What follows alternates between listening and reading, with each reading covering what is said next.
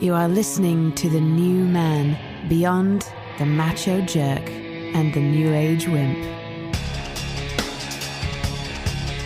Your host is men's coach Tripp Lanier.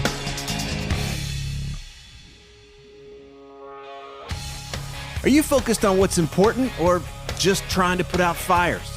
Do you ever get overwhelmed by all of the ideas and books and podcasts? And what does it mean to be ruthless? Optimized Force of Nature and CEO Brian Johnson and I catch up after his new venture, Heroic, made history by becoming the first company to raise $5 million through crowdfunding. Today, we discuss dealing with pressure, distractions, and developing anti-fragile confidence. For what it's worth, this conversation took place after I had to reschedule our talk because the 5G vaccine nanobots hijacked my brain. Let's dive in.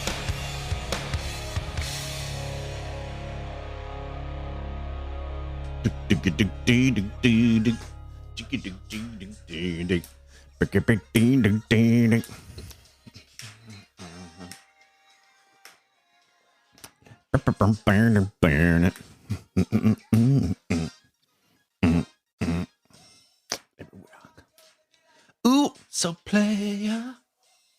Everywhere I go, I be like, so player. What's up, bro? How you doing, brother?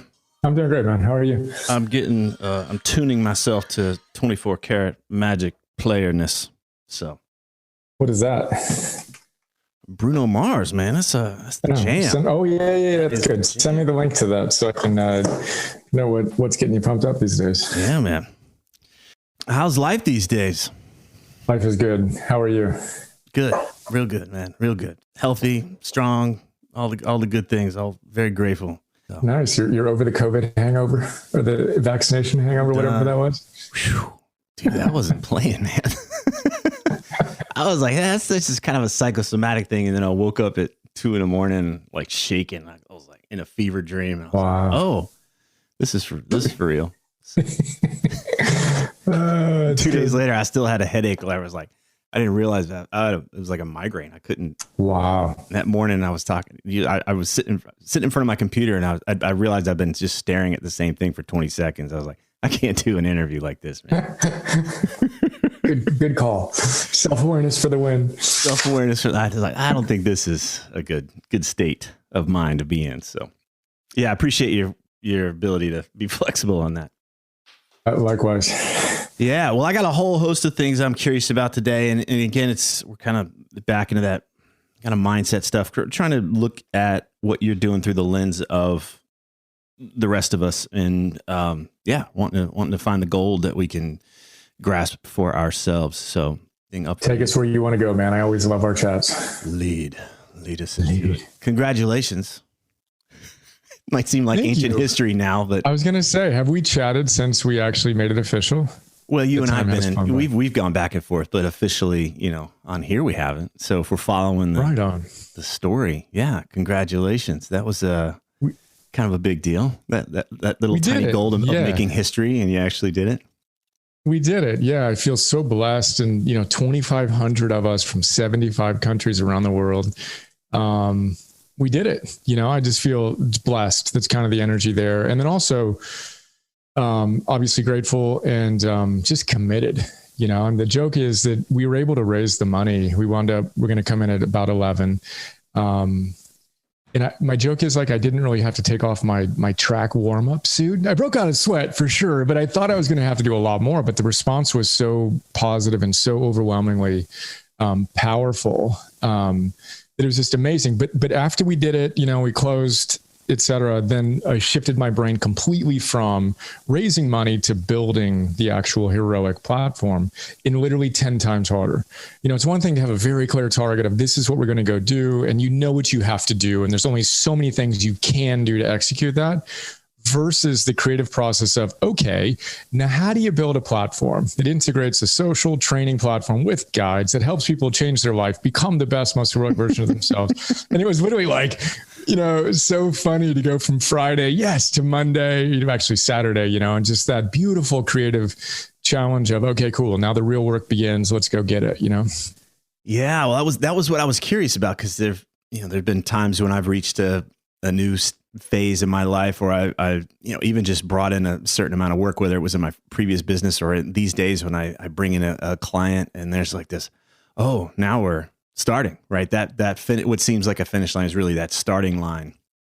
And it's, on one hand, it's great to come back and just be like, hey, let's celebrate, right? Mm-hmm. We don't want to just gloss over what just happened, but let's also, we're recognizing that this isn't the end. We've got more to come from. So yeah, is there an experience? I'm hearing the best version of this, but you're taking on something huge, man. I mean, how are you taking that on? Because this is a huge goal. This is not an average goal. This is not, let me just build an average business. So, I mean, how does that affect you, and how does that impact you personally? It completely changes my life. It dictates every single second of my day. Period. I mean, this is what I've trained for. This is what I'm dedicating my life to. And it's no joke, 2,500 investors from $100 to $350,000 have believed in me. And it's the $100, $200, $500,000 investors, giving me tears in my eyes right now, who tell me that this is the first investment they've ever made. They believe in us. They think that we can actually go change the world. So every morning I start the day, the night before, go to bed after we tuck in the kids and do some reading, meditate for an hour. Trust me, I flirted with, I don't need to meditate an hour now. I did that. No, you're meditating for an hour. You're staying plugged in. Anyway, what I do every morning after that meditation, a little bit of movement, is I recommit to what I call my heroic sacred vow. And it's no joke. Every day I better show up. And my commitment is I am going to show up. I'm going to practice my philosophy. I fiercely commit, and I mean it. Like and so then I feel blessed, because this is what I've said I've wanted to do my entire life. Perfect. I've gotten the opportunity to go do it. And that pressure becomes a gift. It's truly a gift and the Score, by the way, has a great song on pressure. You used to want to push it away, and now you invite it in, and boom, that's a privilege to be in the position that I'm in now. And frankly, I don't have time for the self-doubt and all that. Now what needs to get done? But what I do every morning is I recommit to my sacred vow. And you've seen me hold this up, in different Zoom calls and stuff, but I've got 1,500, 1,800 notes from our community telling us, me, why they invested in. There's a private note that only I have read. And I get brought to tears every single morning. So these are real people that have believed in me. And I literally feel like I've got a family that I'm going to make proud. It gets me emotional right now. Like, that's it. Boom, done. Get to work. And practice your philosophy. At the end of the day, that's what you've heard me say for years. And this is just giving me an opportunity to do so at that next highest level, and then lock it in. I do believe I've, personally gone creatively to the next level. And I think the task we have when we do that is lock it in. And as you know, I'm all about the fundamentals. What are the things that got me here? Make that prior best my new baseline, and then get curious. Where can I go from here? And how do I continue to aggressively practice my philosophy with an intensity that's grounded, et cetera, et cetera.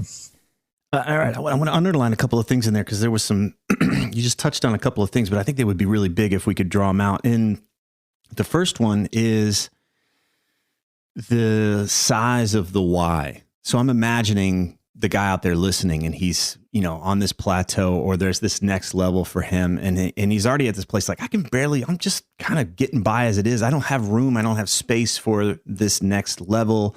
I don't have space for more discomfort, more risk, or, more kind of bullshit that people might say about me, or how I might see myself. And so he gets in that place. But what I'm gathering from this is, you come back to your why every day, every morning, if not multiple times a day. And that why seems to just get you up and over whatever that speed bump is, or that, little barrier is. And we're back into it. And so I'm thinking, like, if I'm out there and I'm kind of trudging along, maybe it's time to consider a bigger why, a bigger goal. And I want to watch out, because I've seen some guys set really big goals that are actually too far out ahead of their stretch zone. And so this is not your first rodeo, right? You've had other versions of changing the world and doing really big things, but they met you at your skill level. And so let's talk a little bit about this, like finding that match of the goal, but also the importance of the why. It can't be, maybe what got us to this point. We've got to really anchor ourselves in our deep why at this point. What Stephen Kotler says, our massive transformational purpose. Let's tap into that a bit. Yeah. And it's actually funny because Steven and I traded texts because, he reached out to me I reached out to him to connect him with somebody. Then he told me about his new book, The Art of Impossible, in which, he references that, of course, and said, dude, I'm doing it. This is 4 months ago, right? I'm doing the impossible. Let's go, engaging. So we had a really fun connection on that.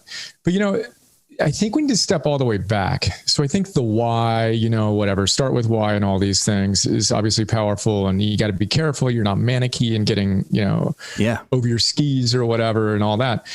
But what's funny is that, what we're doing with the heroic platform and with the book that I'm out, working on right now too, is how do you train a hero? So if you were going to train a hero, which is what I write every morning in my journaling after I read that one page from my community and recommit to my sacred vow, I journal, right? 101% all in. And I don't curse in public, but I often write all in. Boom. Okay. 101%. That's what I'm going to give today. 101%. As Phil, who we often reference, says, you got to go beyond what you think you're capable of doing, not in a manic way, but in an intense, grounded way. And at that point where you go just past where you thought you were capable, you connect with the field or the divine energy, whatever you want to call it. But anyway, so then I train heroes. This is what I do. This is my life's commitment. I train heroes, and I look at my heroes on the wall. I meditate to them every morning. They whisper something in my mind every day. They give me an admonition to go do this, right? Eleanor Roosevelt's actually I'm looking at my wall behind me. She's the most intense. She tells me, do one thing today that scares you. And I take that seriously. So I really think to myself, my meditation, what's the thing I'm going to do today that scares me? Boom, set it up. Let's go. Joseph Campbell tells me you are a hero. And more importantly, he tells me you go train heroes. And so the question for me becomes, how do you do that? Right. And my whole myth on it is, I always start with, but deliberately repeating, do you know what the word hero means? Right. Etymologically, the ancient Greek word hero didn't mean tough guy or killer of bad guys. It meant protector. And then I said, do you know what the hero's secret weapon was? It was love. It was love that gave the hero the courage they needed to go out and do the things they needed to do. So even I get emotional talking about what we just did. That's my secret sauce, is I'm committed to something bigger than myself in the form of people that I want to serve profoundly. And again, I get emotional just thinking about that. So that's the call to the hero's journey. So I would offer every single person on the planet is called to their own unique expression of that. Now, if we agree with that, and some may not agree with that, in which case we can arm wrestle on it, but let's assume we agree that we all have the opportunity to show up as protectors for our families, for the values we hold dear, etc. Then how do you train that individual to become that best, most heroic version of themselves? I see 7 objectives. The first one, and this is a long way to get to the ultimate why. The first objective in the training platform and in my book, which will be the training manual for the hero, it's you got to know the game you're playing. And the reality is almost everyone is playing precisely the wrong game. And you talk about this in your work, of course, but this is, ancient wisdom, modern science all agree. The ultimate game, the summum bonum, according to Aristotle, the greatest good, is to live with eudaimonia, to have a good soul, to express that best, most heroic version of yourself, right? And Martin Seligman, positive psychology, agrees. Flourish. How do you do that? You put your virtues in action. So then the ultimate game we play every single day, that I play every single day, isn't the making history or building this business or doing any of those things. Those are secondary goals for me. The primary goal that I have is, can I show up as the best version of myself and live with more wisdom, self-mastery, courage, love, hope, gratitude, curiosity, zest, all the virtues science shows lead to a meaningful life. That's the game I'm playing. And I can play that every single moment of the day. And I need to, if I'm going to show up at my best self. So again, that's my ultimate why. And then when I find myself not doing that, which is all day, every day, I see how fast I can bring myself back, right? And boom, that becomes the ultimate game. And when you get that that's the game that you should be playing, that all cultures across all time, wisdom traditions have said is the ultimate game, your life just takes on a completely different meaning. And then things like Netflix and Instagram and all these other things become silly. They're just become meaningless and they're easy to drop away. And then suddenly you start asking yourself important questions, which is, okay, what am I here to do? And let me unplug from all the nonsense. And then we go do the hard work to figure out the next proximal goal where we're stretching, not snapping, and all the other things that are so important. There's a polarization there of really getting to what is important. What am I really here to play for? Suddenly, there's a lot less here to distract us and pull us away. And the other part that you touched on there, again, was if doubt shows up, speed comes in. I just pivot. I pivot. I don't give doubt time to fester and put in roots. I just come back in and like, what needs to be done? What needs to be done? So dude, let's go there. But let's go there because I want to make sure that I don't come across as, oh yeah, it's just been easy. It hasn't been. I mean, again, to your point, you bite off what I bit off. And there were, of course, challenging times in the fundraise. And there have been a lot more challenging times as I'm trying to wrap my brain around how to do this. Yeah. You know, I raised the money. I got that fiduciary responsibility. I got a big contract with MetaLab, the world's best product design company. You can spend a lot of money really fast and swing hard and miss. Not doing that. So there have been many sleepless nights for me, but then we have in terms of I'm chewing on an idea, you know, how am I going to do this? And I'm not feeling good about it. How does that feel? Not good. But then we work. The second objective in hero training is you need to forge what I call anti-fragile confidence. So when life knocks you around, which it always will, especially when you're trying to live heroically and doing big things, you fight dragons. You're not sidestepping lizards. And I've said that, we've talked about that so many times, but you got to get that. And then again, Phil frames it so beautifully. Your infinite potential exists outside of your comfort zone, not manically 2 miles outside of your comfort zone, just a half an inch outside of it. And you got to discipline yourself to get comfortable feeling uncomfortable. So the moment you feel the anxiety that necessarily comes in when you are doing anything like this, then you say to yourself, rather than curl up in a ball or numb myself with Netflix or Instagram or the liquor store, I'm going to say, bring it on. This is how I'm going to grow. And I'm going to get better at tolerating that discomfort. And that's been my fundamental practice and why I am most excited, frankly. That's what I'm most, quote, proud of, is I'm alchemizing these challenges with a higher degree of grace and velocity than ever before, because I'm doing things like inviting these challenges, knowing that I'm going to have sleepless nights. I get up in the middle of the night, I'm chewing on something. Nothing's wrong with me. That's the story it used to be. No, dude. This is exactly where I should be. Abraham Maslow, he talks a lot about his own nausea and insomnia. And his wife was so familiar with his routines that when he would experience that, she would say to him, something good must be cooking, Abe. So we completely flip our story about it. But anti-fragile confidence. Anti-fragile, of course, means you're not fragile. When life hits you, you don't break. You're also not resilient.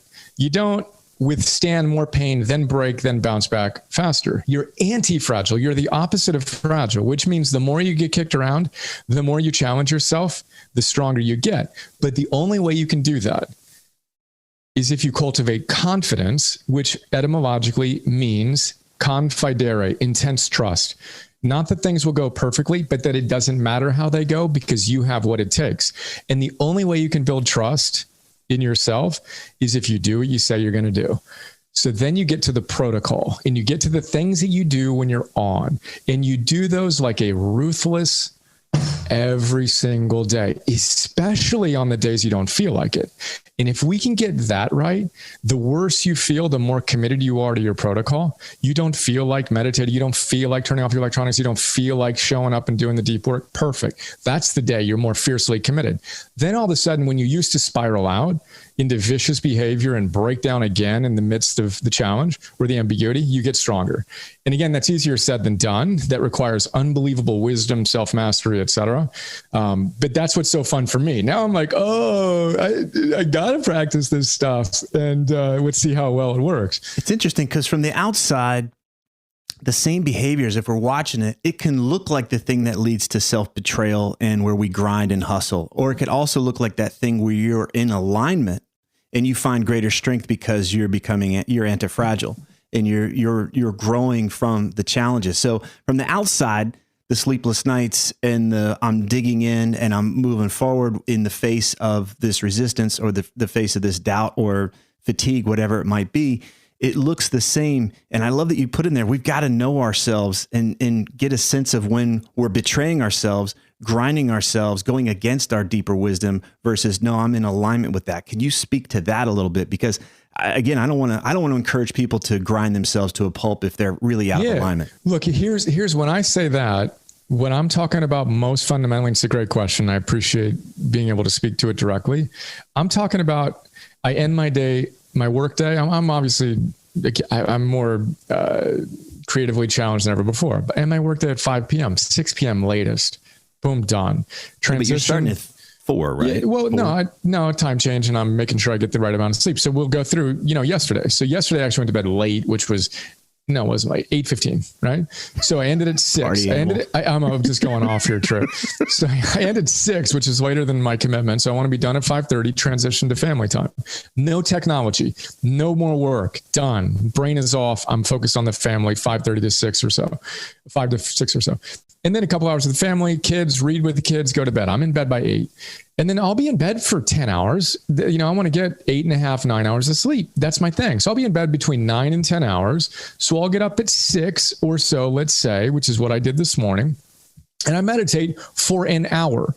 Now, if you want to not be a manic, we playfully talked about jackasses in the past, self-help, whatever, meditate for an hour a day and tell me how out of control your life can get. And I'm not saying anyone needs to do that, but I hereby challenge you. If you want to see how hard you can go while maintaining a deep sense of groundedness, then go hard and meditate for an hour before you do anything in the day. It's literally like your, those pressure cookers, like you just let it all out and then boom. Anyway, I am more focused on the basic fundamentals that keep me plugged in, because the ultimate game I'm playing is, can I invite that daimon that the Romans called the Greek daimon, your genius? Can you invite that best version of you to the party, which is all Pressfield talks about? Create the rituals such that it's not you doing the work, it's the best version of you. You just get out of your own way. And then boom, do it for something bigger than yourself. And you're starting to create a magical little formula there. So I'm simultaneously working harder, but more focused on my basic fundamentals than ever before. And again, you go into bed, I go to bed at 8, I get 9 hours of sleep. My sleep score, albeit I've had a few restless nights, but I still clock 90, 92 on Aura, which is the best I've ever done. Mm-hmm. Meditate, do deep work, oscillate, train. And I haven't looked at anything online, to put it in perspective. I have not consumed, it's not entirely true, maybe once or twice, but let's say I have not consumed any digital technology, including news or any social media, since the second day of Lent, which is now, I don't know, a few months from now. So my mind is calm.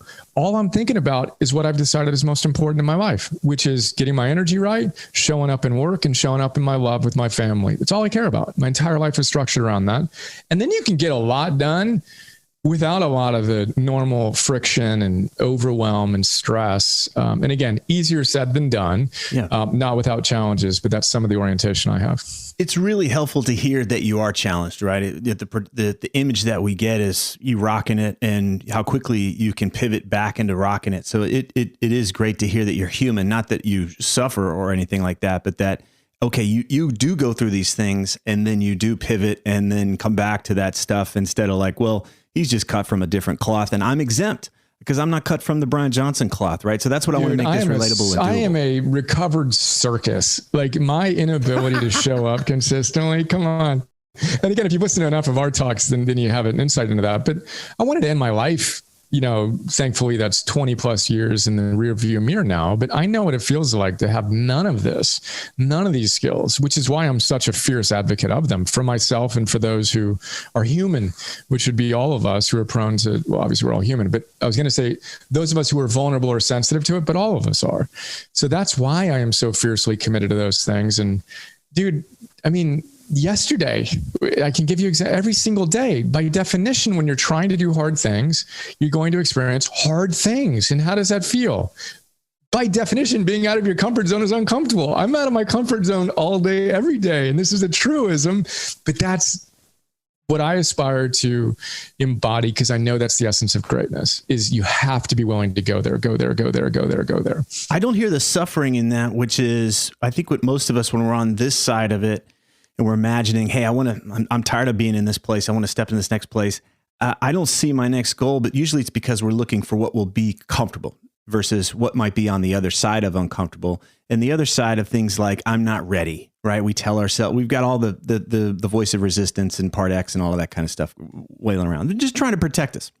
And so this element of what happens when I'm actually on the other side of it? Am I energized? And having that self knowledge and that wisdom of saying, well, let me get on the other side and let me actually see, because I might be lit up by that. I might be more uncomfortable, but I'm more energized as a result. And I think this comes back to knowing, am I grinding? Am I betraying myself? Or am I actually finding that flow, finding that place where I'm leaning in and I get more energy as a result? But we've got to be willing to look beyond what we think is doable, what is attainable, what is comfortable, and be willing to consider those options. Because most of the time we're saying, I don't know what to do, but it's really, I don't know what to do that'll be comfortable or safe or, acceptable.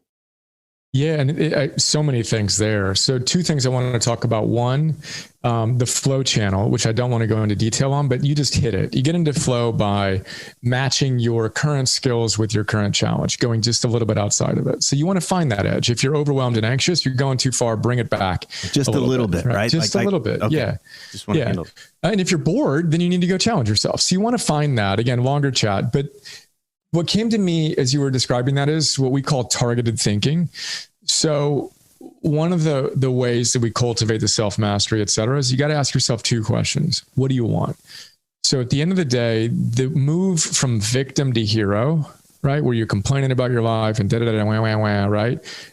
Victim to hero is very simple. It's what do you want? So what do you want? If you could wave a wand, and we'll want to rub it up against the constraints of our reality, but what do you really want? And guess what? You got to slow down long enough and disconnect from the echo chamber of whatever it is you blow your brain up with long enough to think about that from a well-rested state. What do you want? And then the second question is perfect. Now, what do you need to do?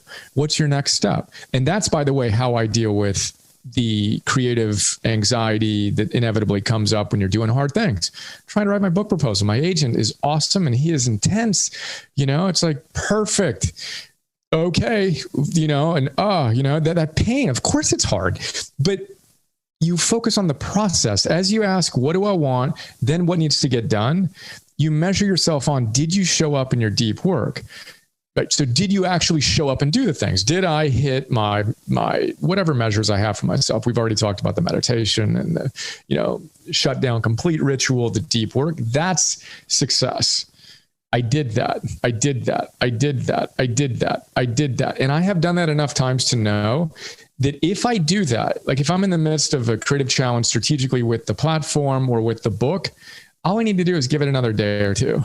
Just give it another day or two. I'm going to crack it. Like I know that now. I have built enough trust in the process that I know that something is good right on the other side of that really intense pain.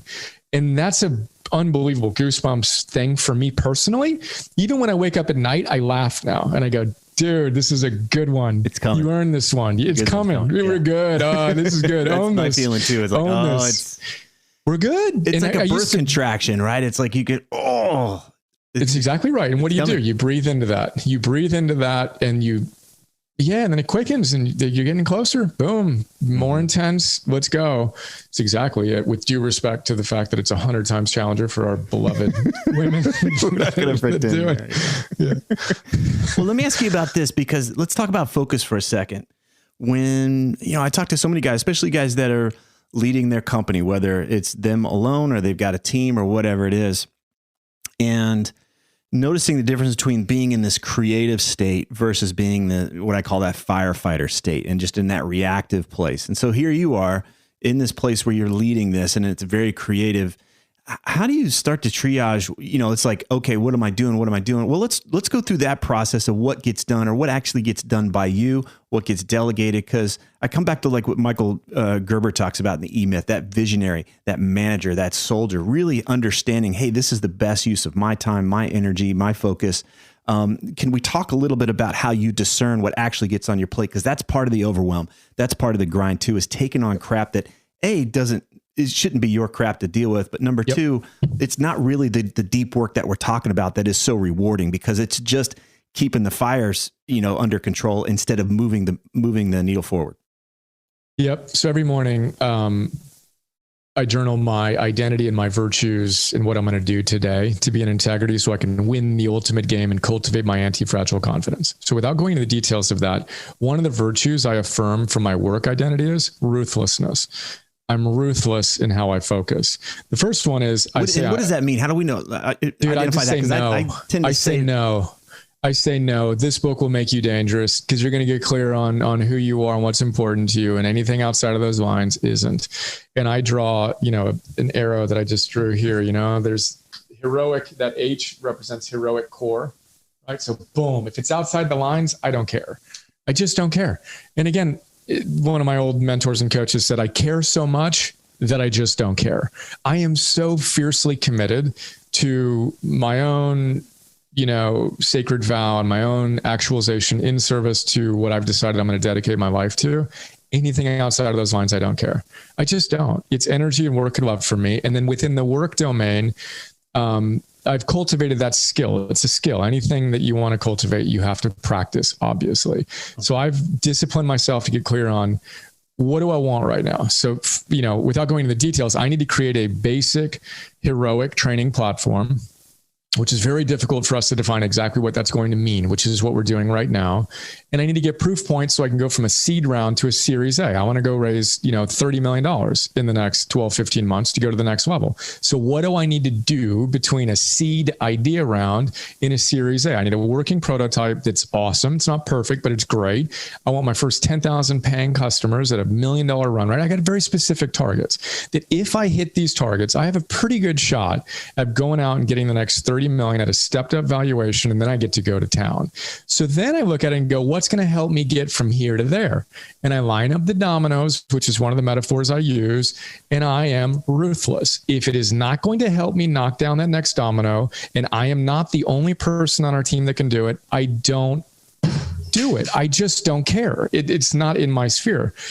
Then you combine that with a good night of sleep, so my energy's there, an ability to focus my attention on what's important now. So my mind's right. And whether you meditate, you should meditate, I would offer. No one should do anything. But I think meditation is an important aspect of our literally physical training to get our minds strong, like hitting the gym or whatever you want to use. After you do that, don't blow your mind up with inputs. Go deep and ask yourself the question, what's important now? And if I'm a leader, it's that much more important for me to do that because I've got to be able to direct my team.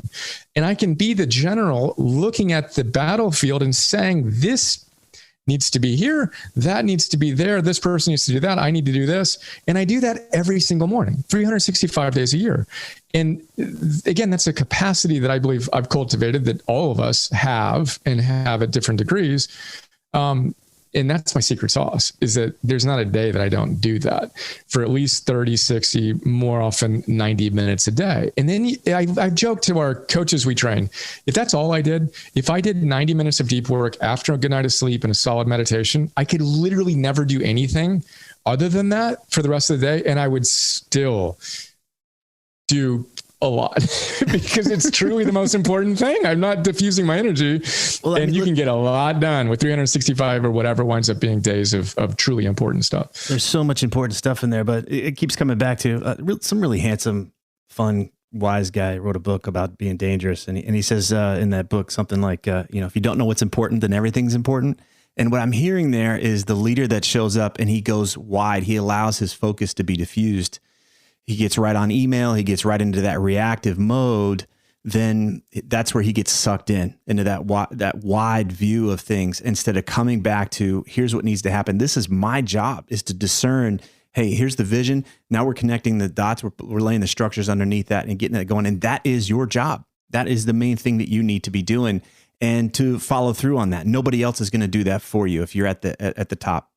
Yeah. And Michael, my right-hand guy, was quoting Belichick, some guy that just retired, who told his wide receiver, do your job, get open, catch the ball. So that's your job. Just do your job. Right. So like the leader's job is this. First things first. Is this the most important thing for me to do right now? And that's not a once in a while thing, by the way. That's moment to moment to moment to moment to moment to moment. Is this the most important thing for me right now? If it isn't, Not at all. And again, that discipline is how you show up powerfully, not just at work, but in your relationships. And then you have great balance because you turn your work off and then you have your smartphone in the closet and you're actually engaged with your family. Imagine that. Boom. And you bring your attention to whatever's most important right now. That's kind of our playful power of now, Eckhart Tolle style, in a really powerful, fierce, approach, heroic style. There's a discipline to this with regards to tension. There's a creative tension, that dynamic tension, right? When you talk about when you wake up in the middle of the night and there's that tension of the contraction, right? And there's the relationship to that. There's the relationship to, I feel the tension between my attention wanting to wander and get away from the goal here. So that's when I think about the things that pull us off and distract us. It actually shows up in the body, or it shows up in the mind of like, hey, what about this? What about this? It's that little guy on the shoulder. But to me, it shows up as tension.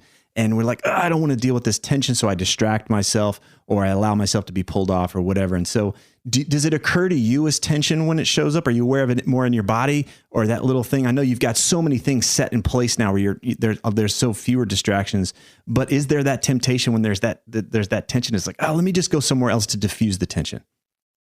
Yeah. And yes, of course. And again, it can be manifest in different ways, and we can frame it in different ways.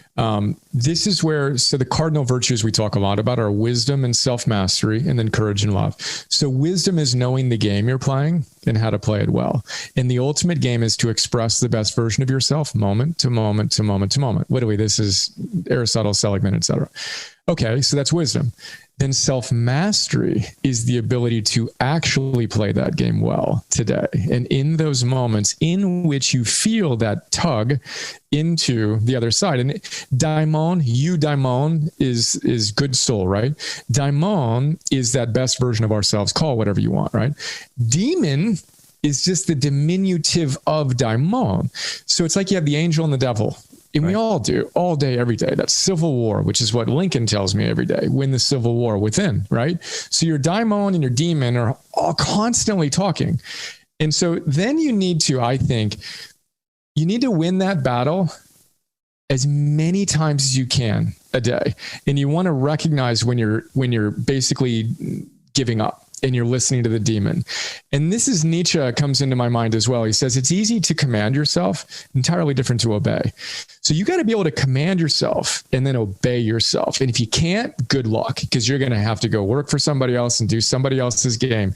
And I'm not perfect by any means, but I hold myself to a very high standard. I don't want to lose points during that. I don't want to lose that little thing. So I do little things all day, every day to challenge myself. All the things I've already described. I've got this 1,000-second timer on my Timex watch that I get up. You don't want to be sedentary, tiny little thing, but it's important. So 1,000 seconds, the timer goes off. And there are times when I don't want to get up. This is a super mundane example. And I get up as a demonstration of my own self-mastery. It's like taking a cold shower. Like you gotta be the type of person that goes and does things they don't want to do simply to demonstrate to yourself that you're the type of person that does what you know is right, even when you don't feel like it. And you build that muscle the same way you build the capacity to run a marathon or do a triathlon or whatever, little by little. But most people think that it should be, I show up at the starting line, I can run a marathon. The exact opposite is true. You need to show up in those tiny little moments that you don't think matter, that are actually everything. And when you do that, you earn a huge amount of trust in yourself, where then you start dreaming a little bigger, because now you know you actually have the capacity to follow through. And you use every moment when that tension arises in whatever way it does as an opportunity to practice your philosophy. And when you do that, it's hard to explain, but that's anti-fragile confidence. And you're like, oh shit, I actually do have what it takes to deal with whatever happens. And the worse I feel, the more committed I am. Oh my God, I used to spiral out and down for days or weeks. And now I use that same stressful stimuli to get better. Holy, I can do, what can I do? I don't know what I can do, but if I can do that, I just freed up so much more energy. I got rid of all the distractions and oh, geez. Anyway, that's kind of the fun, exciting, energizing, to use a word we used before, experience. Yeah. Let's come back. You touched on something in there, and this relates to this sense of authority for ourselves. A little while ago, you brushed on this topic of being the personal growth jackass, which I'm a card-carrying member. And that part of us that can listen to tons of podcasts, read tons of books, and every book has 5 things that we should be doing. And then we just get overwhelmed. Right. And so it fits into that column of, I should be doing this, right? This guy says it's good. He's got data to back it up, but there's no possible way that we're going to do it all. And so when you talk about knowing what's right for me versus what I should be doing, because I read it and these people mean well, but it's like, man, if I were to read 10 books a year, I've got 50 things I'm supposed to do before 7 in the morning. I'm overwhelmed. Right. So how do we address that tendency to keep stacking on the shoulds? I should be doing all this stuff. And then, okay, how do I find out what actually is right for me? Yeah. So again, so many different ways we can address that. I've talked about the first 2 objectives: know the game you're playing, right? And how to play it well. And then the second objective is to forge anti-fragile confidence. The third is simplifying self-help. So we talk about the big 3: energy, work, and love. So you have to have the discipline to say, I can't do it all. I got to embrace the constraints of my reality, hold high standards. And then the algorithm I use in my own life is, what's the number one thing I could be doing? Not the 101 things, but given everything I've studied, and again, we don't need to listen to another podcast, read another book, watch another masterclass. We need to start doing the things we already know, but then simplify that and say, what's the one thing? What's the one thing that could most change my life? We call it the heroic habit. And by the way, you can ask that question to yourself every day. And I do. What's the number one thing I could be doing for my relationship? It's a stupid thing. I'm doing the dishes at night right now. Literally, that was the number one thing I could do. I owe my wife a year. She wound up getting in the habit after I used to do it. Perfect. That's actually the most loving thing I can do right now. So that's the thing I'm doing. But we can all ask ourselves that question of, what's the number one thing? And again, that's mundane, but what's the number one thing I could be doing that if I did it consistently would most positively benefit my life? And then, I don't know, is it this or that? Make a decision. Like, just pick one and then go do it. And then know that the fastest way to change your life isn't to do a new, quote, good thing. It's to stop doing the, quote, bad thing. So get rid of the kryptonites. That's by far the fastest way to change your life. If you have an alcohol problem, newsflash, deal with it. That's what's going to change your life the most. If you've got an Instagram problem or you got a whatever, fill in the blank problem, perfect. We all have our issues. Figure out how you're going to eliminate that from your life. And then the speed with which you stop leaking the energy and you actually start moving forward is profound. But I like to focus on the number ones. What I'm hearing there is get small, right? Like make it small. You kind of brush off mundane, but I like mundane. Let's start with mundane. It's better than nothing. And I hear it's easy to shift from, you're the word for you is optimize, but there are a lot of people don't see any daylight between optimization and maximizing. Right. Where they're like, I have to have the one single best choice, and they get stuck. They grind to a halt trying to find the one thing. And I love that you're like, just do something. Just start moving in that direction. Don't sit on the sidelines trying to figure out the best thing to do. Just get going, relax that thing and just get going, and then start to gather data. Hey, is this really serving me? Let's build on that. What would we shift and go from there? Yeah, love it. Incrementally aggregating and compounding little gains over an extended period of time. Just be in the game and show up. This is all feeling great. I really appreciate you pulling back the curtain and letting us in on the process. It's helpful to hear your humanity and that you do have your doubts and you do wrestle with the demon and you wrestle with the tension. It's not, magical in that sense, but you have set up so many things in your life to be able to pivot quickly and get back into the right spot. The thing I'm taking away is just, man, if we're not focused, we're screwed just right off the bat. That's such a big takeaway from this conversation, that we're going to get lost in that reactive firefighting stage and not really lead our lives, not be in that creative state, and instead get stuck into victimhood. Love it, man. I always love our connections. Good chat.